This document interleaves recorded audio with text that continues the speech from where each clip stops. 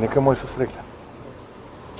Тоа е одговорот на премиерот и лидер на ВМРО ДПМН на предупредувањата што дојде од Халил Снопче, висок представник на Вреди, коалицијата на партии на албанците која е дел од власта, дека ќе ја напушти владата ако поминат измените на законот за бранители, тема која и 23 години по конфликтот се уште е чувствителна за одредени делови од општеството.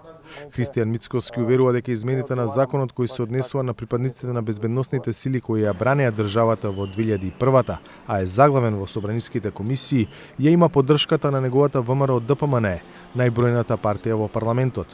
Дали и кога ќе дојде законот за бранителите, не знам, тоа не зависи од мене, јас сум сепак претседател на владата, но кога ќе дојде, тој ќе има нашата поддршка.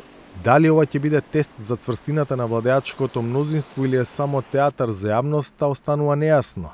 Станува збор за прашање кои ги антагонизира двете најголеми заедници. Едниот дел од коалицијата е за измените, другиот против.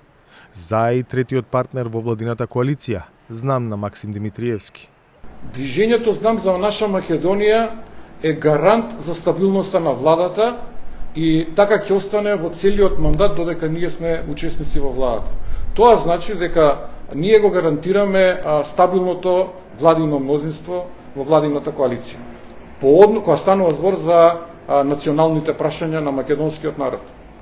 Ние ќе го поддржиме законот. Тоа е наш став уште претходно кажано. Измените беа предложени од опозицијата СДСМ, која тврди дека предлогот не е провокација, туку е само допрецизирање на постоечката законска материја. Предлог законот има една единствена цел, а тоа е да се допрецизира право кое е веќе утврдено во законите и да се предвидат одредби кои ќе значат правилен и правичен надоместок за жртвите и настанатите последици. Но наместо тоа, имаме дебата, наместо дискусија за подобрување на текстот на законот. Изјавите се сведоа под секоја ниво.